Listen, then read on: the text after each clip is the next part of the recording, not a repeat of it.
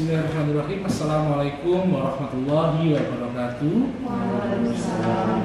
Salam sejahtera bagi kita semua. Kita bertemu lagi dalam mata kuliah Psikologi Pendidikan dan Bimbingan. Perkenalkan, saya Bapak Dr. Bahrudin Al-Habsyi, Magister Pendidikan, pengampu mata kuliah Psikologi Pendidikan dan Bimbingan. Sebelum kita masuk dalam mata kuliah ini, alangkah lebih baiknya kita mulai dengan kontrak kuliah terlebih dahulu. Kontrak kuliah ini berisikan tentang bagaimana deskripsi dari mata kuliah ini, berapa kali pertemuan, dan capaian pembelajaran dari mata kuliah Psikologi Pendidikan dan Bimbingan. Yang pertama, mata kuliah Psikologi Pendidikan dan Bimbingan, bobot mata kuliah ini adalah 2 SKS dengan 3 jam mata pelajaran. Yang kedua, rumpun mata kuliah ini adalah mata kuliah dasar keilmuan dan keterampilan bagi mahasiswa, sarjana, bimbingan, dan konseling. Deskripsi dari mata kuliah Psikologi Pendidikan dan Bimbingan, melalui mata kuliah ini mahasiswa akan belajar memahami fondasi psikologi pendidikan dan bimbingan yang mencakup tentang pemahaman tentang hakikat belajar dan pembelajaran dari sudut pandang psikologis. Selanjutnya, capaian pembelajaran dalam mata kuliah Psikologi Pendidikan dan Bimbingan. Yang pertama adalah mahasiswa menguasai teori dan praksis psikologi pendidikan dan bimbingan. Yang kedua, menguasai ilmu psikologi pendidikan dan bimbingan berdasarkan landasan keilmuan bimbingan dan konseling. Yang ketiga, memahami keterkaitan pendidikan dan dengan aspek psikologisnya. Yang keempat, menguasai teori dalam belajar dan pembelajaran. Yang kelima, menguasai aspek perkembangan manusia sebagai peserta didik. Yang keenam, menguasai kesesuaian kurikulum dalam landasan psikologisnya. Yang ketujuh, menguasai strategi manajemen kelas. Dan yang kedelapan, menguasai aspek kecerdasan individu dalam belajar dan pembelajaran. Dan yang kesembilan, menguasai evaluasi dalam pendidikan dari pandangan psikologis. Selanjutnya adalah bagaimana prosedur dari pembelajaran psikologi pendidikan dan bimbingan. Ini dilaksanakan selama 16 kali pertemuan. 14 kali pertemuan terdiri atas tatap muka dan tatap muka online dan offline, karena kita sekarang masih memakai sistem pembelajaran hybrid. Yang selanjutnya, evaluasi pembelajaran tengah semester 1 kali, dan yang terakhir adalah evaluasi pembelajaran akhir semester. Rangkaian dari 16 kali pertemuan tersebut terdiri atas yang pertama adalah pengantar dan kontrak perkuliahan. Yang kedua, tujuan dari psikologi pendidikan dan bimbingan. Yang ketiga, faktor-faktor kepribadian. Yang keempat, perkembangan dan belajar. Yang kelima, faktor kondisi belajar. Yang keenam, instrumen pembelajaran. Yang ketujuh, kurikulum dan landasan psikologis. Yang kedelapan, teori-teori belajar. Dan yang kesembilan, itu dilaksanakan ujian tengah semester. Yang ke-10, manajemen kelas. Yang ke-11, motivasi. Yang ke-12, peranan kecerdasan dalam belajar. Yang ke-13, gaya belajar kognitif. Yang ke-14, gaya belajar behavioristik. Yang ke-15, elemen evaluasi. Dan yang terakhir, 16 adalah ujian akhir semester. Jadi 16 kali pertemuan ini diharapkan mahasiswa mengikuti dari pertemuan pertama sampai dengan pertemuan yang terakhir, yaitu pertemuan ke-16. Bagaimana media pemberi ajaran tatap muka maya dan tatap muka maya? Pembelajaran ini dilakukan melalui sejumlah referensi. Jadi mahasiswa diharapkan mempunyai referensi berkenaan dengan materi psikologi pendidikan dan bimbingan. Yang kedua, media komputer. Yang ketiga, LCD. Yang keempat adalah seperangkat media pembelajaran tradisional seperti papan tulis, ballpoint, buku, dan juga spidol. Yang kelima, yaitu kita belajar melalui Zoom, Google Classroom, dan Google Meet. Yang ketujuh, melalui video dan slide presentasi dan Google Dokumen. Evaluasi yang akan kita lakukan dalam pelaksanaan pembelajaran psikologi pendidikan dan bimbingan, yang pertama kami melakukan evaluasi dari unjuk kerja Anda, dari hasil membaca dan berdiskusi dengan temannya. Yang kedua, aktivitas diskusi, yaitu bagaimana keaktifan mahasiswa dalam bertanya, menjawab pertanyaan, dan memberikan sumbangsi pada kelompok yang melakukan presentasi. Yang ketiga adalah project display dari tugas, makalah Anda, serta portofolio Anda. Yang terakhir adalah UTS dan UAS. Berikut kontrak mata kuliah kita akan masuk dalam contoh dari pendekatan belajar psikologi pendidikan dan bimbingan dengan tema pendekatan belajar kognitif. Bagaimana kabarnya hari ini? Baik. Sehat ya? Sehat. Alhamdulillah. Ini sudah fokus nggak ini? Fokus ya? Oke. Sebelum kita mulai materi hari ini, Bapak akan memberikan materi berkenaan dengan pendekatan belajar kognitif, gitu ya? Pendekatan belajar kognitif. Nah, sebelum Bapak memberikan tentang materi tentang pendekatan belajar kognitif, menurut Bu Suwati, apa itu kognitif? Nah, ternyata Bu Suwati masih belum fokus. Kalau Mbak Mimi, apa itu kognitif? Belum tahu gitu ya. Ada yang tahu tentang makna dari pembelajaran kognitif? Belum tahu, belum ada yang tahu. Ya, pembelajaran kognitif adalah sebuah proses pembelajaran yang dilalui oleh proses mental manusia atau pikiran manusia. Pikiran manusia akan membawa perubahan pada tingkah laku dan perkataan. Sekarang Mas dan Mbak melihat saya kan? Ya, melihat saya ini ditangkap oleh sensor register Anda atau namanya adalah panca indera. Setelah itu panca indera menerima, diproses oleh kognitif yang akan merubah pada perubahan pada tingkah laku dan juga perkataan. Nah, sekarang apakah Bapak Ibu pernah berpikir? Pernah. Ketika Mas dan Mbak itu berpikir, berarti terjadi sebuah proses kognitif, gitu ya? Oke.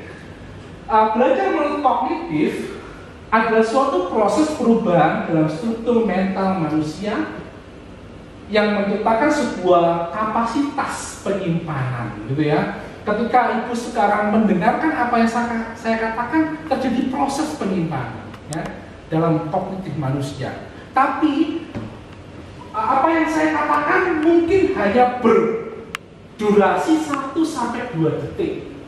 Sekarang saya ngomong hilang karena masih masuk di dalam penyimpanan jangka pendek manusia.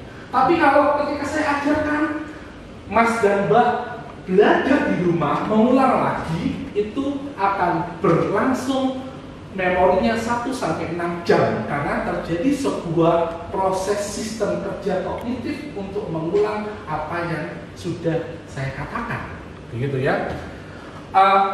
Belajar alat kognitif merupakan sebuah create capacity. Di sini dalam pandangan kognitif bahwa belajar dapat terjadi tanpa selalu diikuti dengan sebuah perubahan tingkah laku. Ya. Prinsip pada pembelajaran kognitif, pembelajar adalah sebuah pribadi yang aktif, ya, aktif. Pemahaman bergantung pada apa yang sudah diketahui. Makanya tadi sebelum saya memberikan pengajaran pada Anda, saya tanya, apa yang dimaksud dengan kognitif, gitu ya. Yang ketiga, pembelajar adalah pribadi yang mengkonstruk atau membangun sebuah pemahaman baru, gitu ya. Yang keempat, belajar adalah suatu perubahan dalam struktur mental manusia. Jika kita masuk ke dalam pembelajaran kognitif, bagaimana sih manusia itu menerima informasi dalam proses kognitif, dimulai dari model pengelolaan informasi, ya. Nah, ketika saya sekarang berhadapan dengan Anda, saya adalah stimuli bagi Anda. Ya. Stimuli ini diterima oleh sensory register manusia. Apa aja sensory register itu? Panca indera. Panca indera itu ada berapa? 5. Apa aja, Mas? Belum, nggak tahu.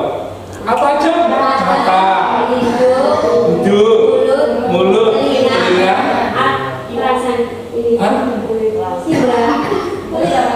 Ya. Sekarang saya sedang ngomong dengan Anda, mana sensory register yang menerima perkataan saya? Dan juga mata, ya. Dan juga Anda mengucapkan mulutnya, ya. Berarti setiap stimulus yang ada dalam lingkungan Anda diterima oleh sensory register atau yang namanya panca indera. Ini adalah tempat penyimpanan manusia. Ibarat sebuah lemari, ini lemarinya untuk menyimpan semua barang. Nah, dari sensory register manusia ada sebuah attention atau perhatian. Ketika saya ngomong di sini, tentunya sekarang banyak sekali stimulus di hadapan Anda sekarang, ya. Saya stimulus kan, lampu stimulus, meja juga stimulus. Tapi ketika Anda memfokuskan diri Anda untuk attention, perhatian pada saya, maka Anda fokus terhadap apa yang saya katakan. Tapi saya sekarang sedang ngomong, tapi kognitif Anda masih di rumah atau di pacarnya masa lalu dan lain-lain. Akhirnya nggak masuk dalam kognitifnya, gitu ya.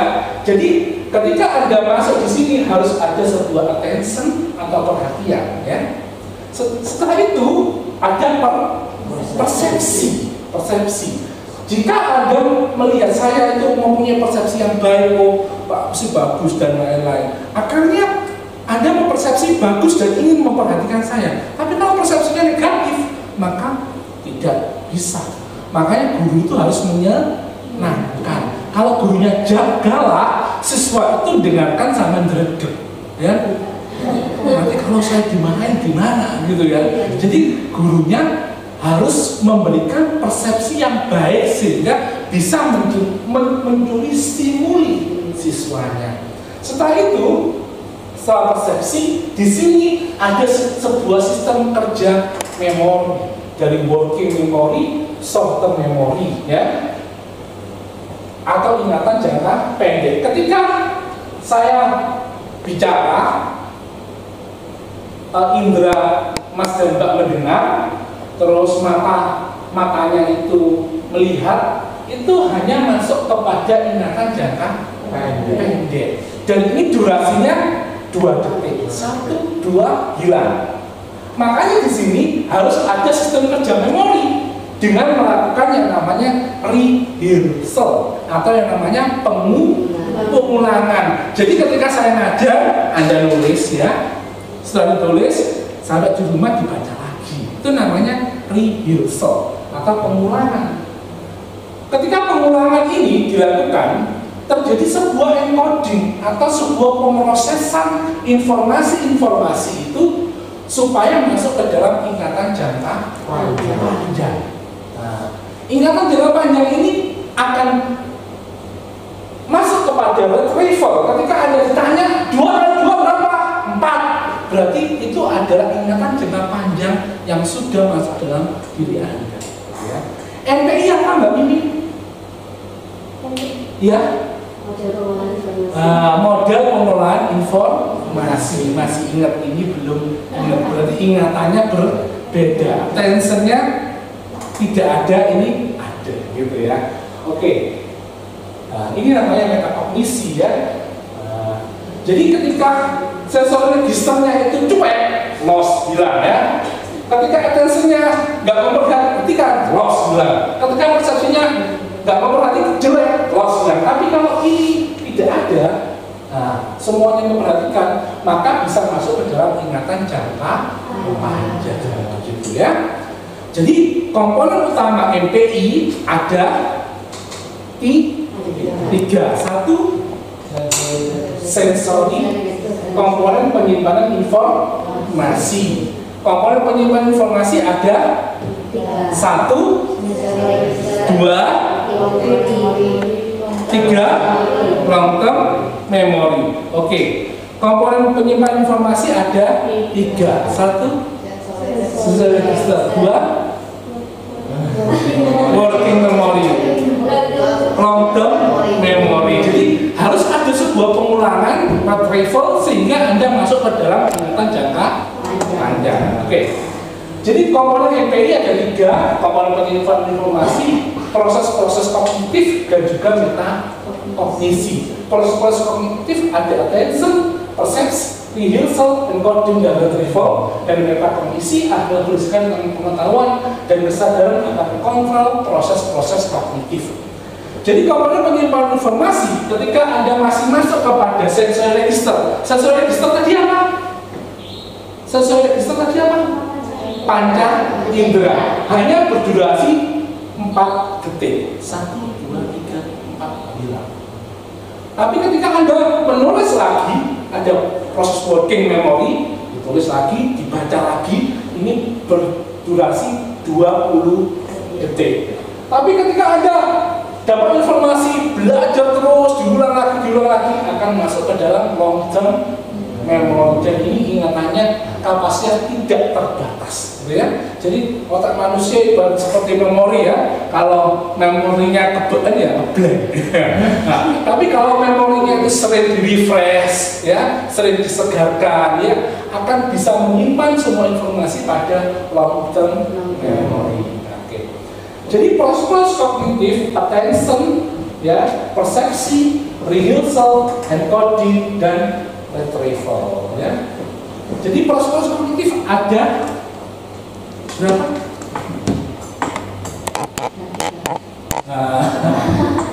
Nah, jadi ini harus dibawa lagi, dipelajari lagi, ya. Oke. Bagaimana penerapan MPI di kelas? Beri waktu siswa untuk memproses informasi, ya. Yang kedua, ajukan satu pertanyaan untuk satu waktu. Yang ketiga, sajikan petunjuk secara perlahan. Dan yang keempat, jagalah supaya penjelasan verbal singkat dan perlahan untuk mencegah siswa kepenuhan informasi. Saya rasa memori Anda sudah penuh, ya. Ini bisa di-copy dan dibaca untuk melakukan yang namanya apa? Working memory, ya, sistem kerja memori. Mungkin itu yang bisa saya sampaikan. Demikian, assalamualaikum warahmatullahi wabarakatuh.